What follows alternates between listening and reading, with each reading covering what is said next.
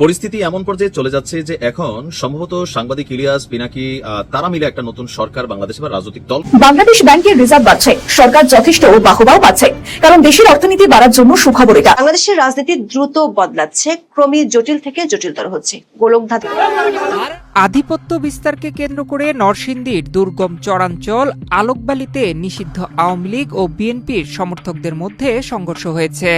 এতে গুলিবিদ্ধ হয়ে বিএনপি কর্মী ইদন মিয়া নামে একজন নিহত হয়েছে। আহত হয়েছে কমপক্ষে 25 জন। আপনারা কি চান আমি দেশে আসি, আমি আপনাদের পাশে এসে দাঁড়াই, এমনটা কি চান? এমনটা যদি চেয়ে থাকেন তাহলে আপনাদেরও আমার পাশে থাকতে হবে, মিলেমিশে কাজ করতে হবে। দেশের জন্য মন কাঁদছে আমার, খুব তাড়াতাড়ি দেশে আসবো আমি মনে করছি, ইনশাল্লাহ আসবো। এখন সারা বাংলাদেশে কোনো জায়গায় যদি ঝটিকা মিছিল হয় 200-300 মানুষের নিচে কোনো জায়গায় ঝটিকা মিছিল হয় না। এটাই সরকারের সবচেয়ে বড় ভয়ের কারণ এখন বর্তমান সময়ে। আর আরেকটি সবচেয়ে ভয়ের কারণ হচ্ছে পদ্মার ওপারের অনেকগুলা জেলা আছে, সেই সকল জেলার মধ্যে ডক্টর ইউনূস সরকারের নিয়ন্ত্রণ নেই, সম্পূর্ণরূপে নিয়ন্ত্রণ হারিয়ে ফেলছে ডক্টর ইউনূস সরকার। ওই সকল জেলাগুলো আওয়ামী লীগের অধিষ্ঠিত জেলা এবং আওয়ামী লীগ অনেক জনপ্রিয়। সুপ্রিয় দর্শক, আসসালামু আলাইকুম রহমতুল্লাহ। আশা করি সবাই ভালো এবং সুস্থ আছেন। স্বাগতম জানাচ্ছি আমাদের আরেকটি নতুন ভিডিওতে। সুপ্রিয় দর্শক মণ্ডলী, ভিডিওর থাম্বনেল, টাইটেল, ভিডিওর কিছু অংশ থেকে আপনারা ইতিমধ্যে ধারণা করতে পেরেছেন আজকের ভিডিওটি কতটা গুরুত্বপূর্ণ। সুপ্রিয় দর্শক মণ্ডলী, বর্তমান রাজনীতি আলোচনার প্রেক্ষাপটে শেখ হাসিনার ফিরে আসাকে নিয়ে যে বর্তমান রাজনীতি অস্থিরতা সৃষ্টি হয়েছে তারই আলোকে আজকের এই ভিডিও। সুপ্রিয় দর্শক, বিশিষ্ট রাজনৈতিক ব্যক্তিত্ব এবং বড় বড় রাজনীতি বিশ্লেষকদের বক্তব্য নিয়ে আজকের এই ভিডিও। সুপ্রিয় দর্শক, এক মুহূর্ত না টানে সম্পূর্ণ ভিডিওটি দেখে আমাদের চ্যানেলটি সাবস্ক্রাইব করে আমাদের সাথেই দেখুন। সুপ্রিয় দর্শক, অবশ্যই সম্পূর্ণ ভিডিওটি দেখার জন্য আপনাকে অনুরোধ জানাচ্ছি। বাংলাদেশ ব্যাংকের রিজার্ভ বাড়ছে, সরকার যথেষ্ট বাহবাও পাচ্ছে, কারণ দেশের অর্থনীতি বাড়ার জন্য সুখবর এটা। কিন্তু এর মধ্যে খবর, গত 3 মাসে কোটিপতির সংখ্যা বেড়েছে 6000। এখানেই প্রশ্ন উঠছে, 3 মাসে কি এমন বিপ্লব ঘটলো যার জন্য 6000 বেশি কোটিপতি হয়ে গেল? অনেকে প্রশ্ন তুলছেন, এতে দেশ ভালোর দিকে এগোচ্ছে নাকি অশনি সংকেত?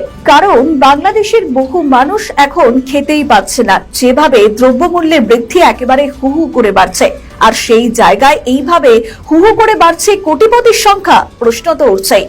বাংলাদেশের একাধিক গণমাধ্যম খবর করছে, যেখানে বলা হচ্ছে 3 মাসে কোটি টাকার ব্যাংক হিসাব বেড়েছে 6000 কোটি টাকার হিসাব রয়েছে। এমন হিসেবে জুন শেষে যেখানে জমা হওয়া অর্থের পরিমাণ 8,80,772 কোটি টাকা, ব্যাংকগুলিতে কোটি টাকা জমা রাখা হিসাবের সংখ্যা জুন প্রান্তিকের শেষে আগের 3 মাসের থেকে বেড়েছে 6000।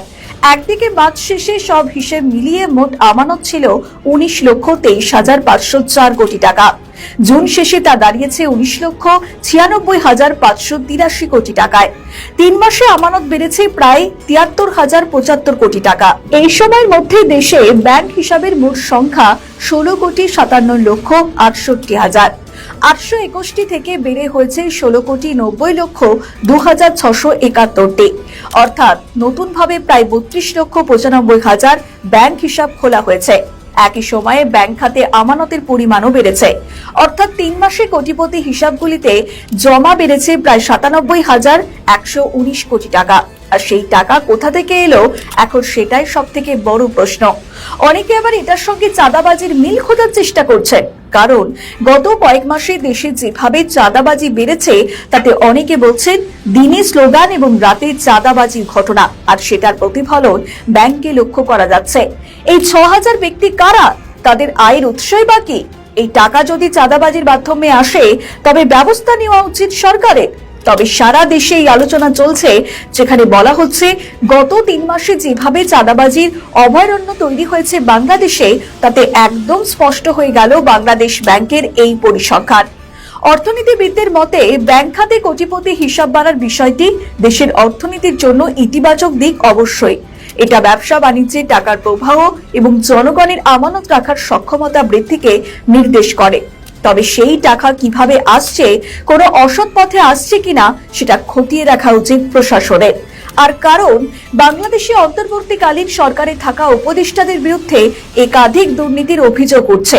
তাদের নামও একেবারে সেই তালিকায় রয়েছে কিনা সেটা দেখা উচিত বলে বলছেন সে দেশেরই বহু মানুষ। এখন দেখার এই বিষয়ে শেষমেশ আর কি পরিসংখ্যান আসে এবং তারপর সরকার কি আদৌ কোনো ব্যবস্থা গ্রহণ করে কিনা সেদিকেই তাকিয়ে রয়েছে রাজনৈতিক মহল। পরিস্থিতি এমন পর্যায়ে চলে যাচ্ছে যে এখন সম্ভবত সাংবাদিক ইলিয়াস, পিনাকি তারা মিলে একটা নতুন সরকার বাংলাদেশে বা রাজনৈতিক দল গঠন করতে পারে, যেটার প্রধান হবে তারা।